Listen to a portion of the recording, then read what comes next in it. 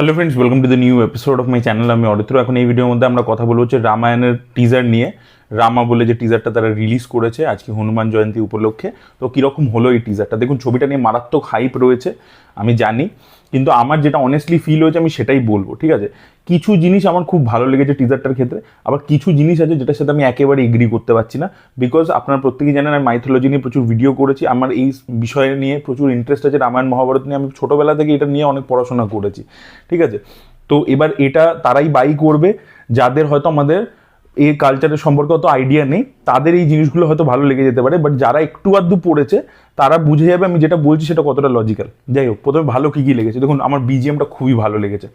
বিজিএমটা পুরো যে ডিজাইন করেছে, লাস্টের দিকে কিছু এলিভেশন দেওয়ার চেষ্টা করেছে, তখন বিজিএমটা একটু এসকেলেট করে, সেই জায়গাটা আমি বলবো না যে খুব এক্সট্রাঅর্ডিনারি গুজবাম দেওয়ার মতো বিজিএম এলিভেশন হয়ে গেছে। বাট তার আগে যে একটা সুদিং মিউজিক, রামের যেরকম ক্যারেক্টারিস্টিক্স, যে সে মারিয়াদা পুরুষোত্তম, তার কাছে প্রচুর পাওয়ার আছে কিন্তু সে খুব কাম অ্যান্ড কম্পোজ, চট করে আর কি অ্যাটাক করে না। তো সেই অনুযায়ী সেই যে নেচারটাকে, সেই এসেন্সটাকে ক্যাপচার করবার জন্য যেরকম একটা মিউজিক দিয়েছে, তো সেই মিউজিকের কাজটা হান্স জিমার এবং এআর রহমান মিলে যেটা করেছে, তো সেই মিউজিকটা কিন্তু খুব ভালো হয়েছে। তো মিউজিকটা ডেফিনেটলি পজিটিভ, আমার খুব ভালো লেগেছে প্রথম কথা। সেকেন্ড হচ্ছে কিছু কিছু পার্টিকুলার ফ্রেমস আছে টিজারটার মধ্যে যেগুলো কিন্তু খুব ভালো লাগছে। মানে ধরুন একটা যেরকম শর্ট আছে, যেরকম রাজা দশরথ প্রভু শ্রীরামকে পরিয়ে দিচ্ছে, মুকুট পরিয়ে দিচ্ছে, ওই শটটা খুব ভালো। তার পরবর্তীতে যেটা সব থেকে বেস্ট শট আমার লেগেছে, যেটা একটা অরা ফার্মিং শট আর কি, আমি আমাদের ফেসবুক পেজেও শেয়ার করেছিলাম, সেটা হচ্ছে ইয়াশের যে শটটা, মানে রাবণের যে শট, যেটা রাবণের ফেস দেখায়নি বাট সে পিছন থেকে হেঁটে যাচ্ছে এবং আমরা পুষ্পক বিমানটাকে দেখতে পাচ্ছি।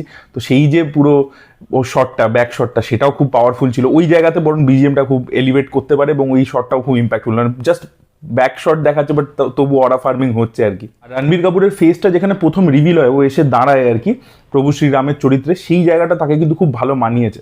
মানে দুটো আর কি লুক যদি আপনি বলেন, যে একটা হচ্ছে যখন বনবাসে গেছে তখন যে লুকটা, আর রাজা হিসাবে যে লুকটা, দুটো লুকেই কিন্তু রণবীর কাপুরকে খুব ভালো মানিয়েছে। তো তার যে পার্টিকুলারলি ইন্ডিভিজুয়াল ফ্রেমস আছে, এটা দেখবেন পাহাড়ের উপরে দাঁড়িয়ে আছে, একটা ফ্রেম আছে, পিছনে সূর্য, মানে একটা সিলভেট শট, ওই শটটা খুব ভালো। তো এরকম পার্টিকুলার কিছু ফ্রেমস আছে আমার বেশ ভালো লেগেছে। দেখুন এখানে তো জাস্ট পরপর র্যান্ডাম আমাদেরকে কিছু ভিজুয়ালস দেখিয়েছে, তার সাথে মিউজিক আছে, ঠিক আছে, এবং মাঝে মাঝে টাইটেল কার্ডস আসছে।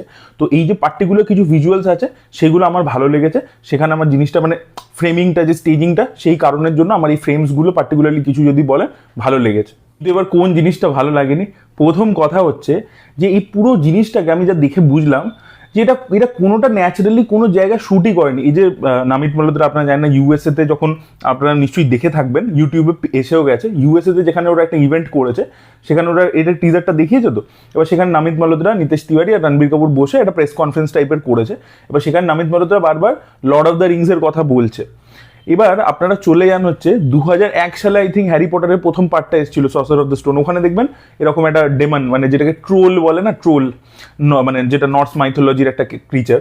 তো তার সাথে এই হ্যারি পটার, মানে দেখবেন একটা বাথরুমের মধ্যে ফাইট সিকোয়েন্স ছিল, যে হারমাইনি বাথরুমে যায়, ওখানে ঢুকে ভাঙচুর করছে, হ্যারি আর রন যায়। তো ওখানে দেখবেন একটা রিয়েল পজিশন, মানে বাকি আপনি দেখতে পাবেন যে হ্যারি, রন এরা সব রিয়েল, সেখানে যে ট্রোলটা আছে সেটা ওরা অ্যানিমেশন দিয়ে, মানে গ্রাফিক্স দিয়ে ক্রিয়েট করেছে, বাট সেই ন্যাচারাল ফিলটা আপনি পাবেন।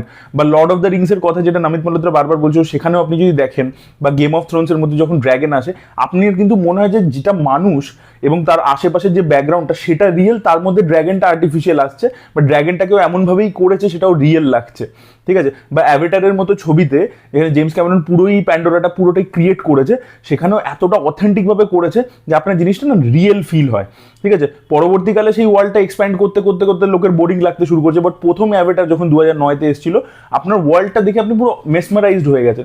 কিন্তু এখানে দেখুন, প্রভু শ্রীরাম তো একটা মানুষ ছিল, মানে রাবণের বরদানটা কি ছিল, যে ভাই আমাকে কোনো মানুষ মারতে পারবে না, তাই জন্য বরদানে কনসিডারই করেনি। ও বলেছিল কোনো দেবতা আমাকে মারতে পারবে না, কোনো অসুর আমাকে মারতে পারবে না। তখন বললো তুমি মানুষের বরদান নিয়েছিল, মানুষ তো এমনি উইক হয়, মানুষ আমাকে মারতে পারবে না। তাই জন্য প্রভু শ্রীরাম হচ্ছে মানুষ অবতার, সে একটা হিউম্যান বিং ছিল। তাই জন্য তার দেখবেন কোনো ছোটোবেলায় কোনো নেই, কোনো মানে ম্যাজিক্যাল ইভেন্ট সে ঘটায়নি, সে যেহেতু হিউম্যান বিং ছিল বলে, ঠিক আছে?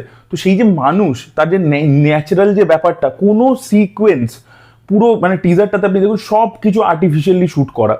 তাই জন্য কোনো জায়গায় মানে একটা জঙ্গলে দাঁড়িয়ে আছে, একটা কোথাও দাঁড়িয়ে আছে, সব কিছু আর্টিফিশিয়াল। তো সেই আর্টিফিশিয়াল ফিলটা মানে it is to polish to the point, যেখানে আপনি পুরো জিনিসটাই আর কি আর্টিফিশিয়াল লাগছে, অথেন্টিক লাগছে না। তো সেই ফিলটা আপনি পরিষ্কার পাবেন। মানে নর্মাল একটা শট ধরুন এরকম নদীর ধারে দাঁড়িয়ে আছে, সেখানে নদীর জলটা অব্দি এত আর্টিফিশিয়াল, পুরো জিনিসটাই আর্টিফিশিয়াল। এই জিনিসটা আদিপুরুষের ক্ষেত্রে কি ছিল, আদিপুরুষ ইন্ডিয়ান প্রোডাকশন ছিল, এত খরচা করতে পারেনি, পলিশ করতে পারেনি, বাট এখানেও পুরো জিনিসটাকে আর্টিফিশিয়াল তৈরি করছে। কেন ভাই, একটা নদী খুঁজে তার পাশে দাঁড়িয়ে অ্যাকচুয়াল শটটা নেওয়া যেতে পারতো না? এই যে লর্ড অফ দ্য রিংসের কথা আমরা বলছিলাম বা গেম অফ থ্রোনসের কথা, সেই সব জায়গা তো রিয়েল লোকেশনসে শ্যুট করেছে, তো এখানে তো কোনো রিয়েল জায়গাতে শ্যুটই হয়নি, পুরো জিনিসটাই কি গ্রিন স্ক্রিনের সামনে শ্যুট হয়েছে পুরো ছবিটা? এটা আমার প্রথম কোয়েশ্চেন। সব জিনিস প্রত্যেকটা ফ্রেম আর্টিফিশিয়াল। নৌকো করে যাচ্ছে প্রভু শ্রীরাম, মাতা সীতা, লক্ষণ, সেটাও পুরো আর্টিফিশিয়াল, সব আর্টিফিশিয়াল এটা। এবং পার্টিকুলারলি যদি আপনারা দেখেন যে যুদ্ধের যে সিকোয়েন্সেসগুলো দেখাচ্ছে, অ্যাকশন যে সিকোয়েন্সেসগুলোর যে ভিজুয়ালসগুলো আমরা দেখতে পাচ্ছি, একটা দেখবেন শর্ট আছে যে এটা কোনো এরকম মানে জঙ্গলের মতো জায়গা, যেখানে একটা কোনো দৈত্যর সাথে লড়াই করছে প্রভু শ্রীরাম, রাক্ষসের সাথে আর কি। এবার আপনারা যে কোনো বই তুলুন, রামায়ণ, মহাভারত, ঠিক আছে, যেখানে রাক্ষস ডেমনদের আমাদের ইন্ডিয়ান কালচারে তাদের যে ডেপিকশন, সেটা একটা ছবি যে কোনো দেখুন, ঠিক আছে, পুরোনো দিনকার ছবি দেখে নিন, তারপরে আপনি যেটা এখানে দেখাচ্ছে সেটা দেখুন। এই যে জিনিসটা ক্রিচারটা তৈরি করেছে না, এই ক্রিচারটা হেভিলি ইন্সপায়ার্ড হচ্ছে। যেমন ট্রোলের কথা বললাম, এই কারণেই বললাম, ট্রোলের যে নর্স মাইথোলজি যেগুলো আমরা হলিউডের সিনেমার মধ্যে দেখতে পাই, ঠিক আছে, বা স্টিভেন স্পিলবার্গ BF যে বানিয়েছিল বিগ ফ্যাট জায়ান্টস, ওটার মধ্যে দেখতে পেয়েছিলাম। তো সেই রকমের ডেপিকশন হয়ে গেছে, এটা হলিউড প্রোডাকশন, ওরা হয়তো ওই ধরনের সিনেমাতে করেছে আগে থেকে, সে টেমপ্লেটটা ওদের কাছে রেডি ছিল, সেটাকে ওরা এখানে চিপকে দিয়েছে। আপনি রামায়ণ অ্যাকচুয়ালি পড়ে দেখুন, সেখানে রাক্ষসদের ডেসক্রিপশন দেখুন, এবং এখানে প্রভু শ্রীরাম যার সাথে লড়ছে সেই রাক্ষসটার ভিজুয়ালটা দেখুন, মিলছে না একেবারে। এটা কোনো নর্স মাইথোলজি ট্রোল মনে হচ্ছে। আর আপনারা জাস্ট গুগল করুন, ট্রোলের ডেসক্রিপশন দেখে নিন, ব্যাখ্যা দেখে নিন, এবং তারপরে আপনি রাক্ষসের যে রাক্ষস মানে এই রাবণদের তো রাক্ষসের সেনা, তো সেই রাক্ষসের যে ডেপিকশন, ঠিক আছে, তাদের ডেপিকশনটা দেখে নিন, মিলছে না।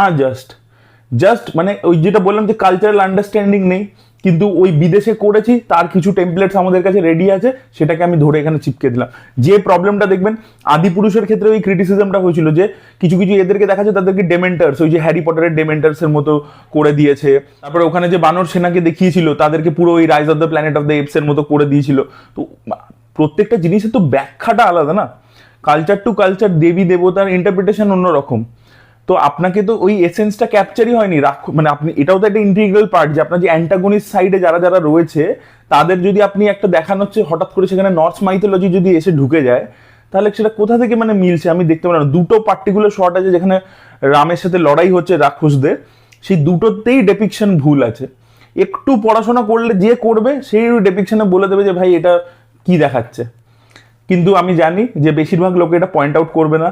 আর প্রচন্ড মানে জিনিসটা তো ফেক লাগছে। আর প্রথম যে শটটা, যেটা একটা যুদ্ধের কোথাও যুদ্ধ হচ্ছে, আমি জানি না ওটা লঙ্কার যুদ্ধ দেখাচ্ছে না অন্য কোথাওকার যুদ্ধ দেখাচ্ছে, সেখানেও যে একটা দেখতে পেলাম একটা জায়েন্টের মতো কিছু দাঁড়িয়ে আছে, সেটারও আগের ডেপিকশন রাক্ষসের মতো একেবারেই নয়, ঠিক আছে, এবং ওই জায়গাটাও প্রচন্ড আর্টিফিশিয়াল লাগছে আর কি। তো ওই ফ্রেমসগুলো কিন্তু এই যে পার্টিকুলারলি অ্যাকশন সিকোয়েন্সের যে ফ্রেমসগুলো, এবং সেখানে না মানে রণবীর কাপুরকে বড় আর্টিফিশিয়াল লাগছে। মানে রণবীর কাপুর এই যে দৌড়াচ্ছে বা গাছে পা দিয়ে এরকম জাম্প করছে, ওখানে ওকেও আর্টিফিশিয়াল লাগছে। তো মনে হচ্ছে যেন পুরো জিনিসটাকেই মানে কিভাবে করেছে, আমি তো দেখুন অত টেকনোলজিক্যাল এটা বুঝি না, নো হাউটা জানি না, বাট মনে হচ্ছে না যে রণবীর কাপুর ওটা জানো। তো কিন্তু যেটা আমি হ্যারি পটারের এক্সাম্পল দিলাম, যে হ্যারি হারমাইনি রন রিয়েল, ওই ক্রিচারটা খালি আর্টিফিশিয়াল। আপনাকে লড়াইটা ওইভাবেই দেখাতে হবে। আমার যদি ওই মেন ক্যারেক্টারকেও মানে আর্টিফিশিয়াল মনে হতে শুরু করে, তাহলে তো সিনটার মজাটাই চলে গেল, তাই না? তো গেম অফ থ্রোনস তো কোনোদিনও মনে হয়নি। আর আমার কথা হচ্ছে, আমি হলিউডের সাথে তুলনা করবো না কেন। আদিপুরুষের ক্ষেত্রে ক্রিটিসিজম হয়েছে যে একদম ভুলভাল ডেপিকশন হয়েছে, কিন্তু এই নামিত মালহোত্রা তো 50,000 বার বলে বেরিয়েছে যে এটা 4,000 কোটি টাকা, তার মানে হচ্ছে এটা হলিউডের প্রোডাকশন কোম্পানি করছে, ডাবল নেগেটিভ। তো তাহলে আমার কোথায় গিয়ে বক্তব্য হচ্ছে যে ভিজুয়ালস তো আপনি যে কোনো একটা হলিউডের সিনেমা যেখানে ম্যাক্সিমাম জিনিসপত্র ওরা রিয়েল লোকেশনসে শ্যুট করে, ঠিক আছে, বা রিয়েল আর আর্টিফিশিয়ালের কম্বিনেশন করে, যে কোনো ভালো ডিরেক্টর বড় যারা গ্র্যান্ডারওয়ালা সিনেমা বানিয়েছে, তাদের যে কোনো cinema Lord of the Rings যেগুলোর সাথে ও তুলনা করেছে, বা ডিউন, সেগুলোর সাথে ভিজুয়ালস ফেলুন পাশাপাশি, আপনি পরিষ্কার বুঝতে পারবেন এটা আর্টিফিশিয়াল ওটা রিয়েল, কোথায় ডিফারেন্সটা পরিষ্কার বুঝে যাবেন। তো আপনি হলিউডের যে কোনো সিনেমার সাথে যেগুলো পুরনো হয়েছে, ট্রয় ফয় লেভেলের ভিজুয়ালসের সাথেও কম্পেয়ার করুন, দেখুন ওটা খাটো, মানে এই রামায়ণ খাটো, ওটা বেটার। ট্রয় ফয় এই বাজেটের সিনেমাও নয়, অনেক বেশি রিয়েল সিনেমা। তো আমার কথা হচ্ছে যে তুমি রিয়েল লোকেশনসে শ্যুট করনি কেন? হলিউড কোনোদিনও বলে না যে পুরোটাই আর্টিফিশিয়াল আর কি, এবং অ্যাভেটারের ভিজুয়ালস তো একেবারেই ম্যাচ করছে না, সে তো ছেড়েই দিচ্ছি, যদি ওটা পুরোটাই মানে ভার্চুয়াল করে করতে যায় অ্যাভেটারের মতো, সেটাও মানে ম্যাচ হচ্ছে না। তাহলে ভাই তুমি তো হলিউড বললে, এবং হলিউড করতে গিয়ে উল্টা কি প্রবলেম হচ্ছে যে এই ক্রিচার্স সেগুলো ভুলভাল দেখাচ্ছ। তো এইটাই আমার বক্তব্য। আমার ভাই যেটা ভালো লেগেছে আমি সেটা বললাম, মিউজিক খুব ভালো, পার্টিকুলার এই যে ড্রামা ফ্রেমস যেগুলোকে যদি বলি সেগুলো ভালো, যশের ব্যাকশটটা ভালো, এগুলো ভালো লাগছে, রণবীর কাপুরকে দেখতে খুব ভালো লাগছে। বাট রাক্ষসের ডেপিকশন ভুল, এবং পুরো টিজারটার সবকটা ভিজুয়ালস মানে নর্মাল ভিজুয়ালসগুলো সবই আর্টিফিশিয়াল।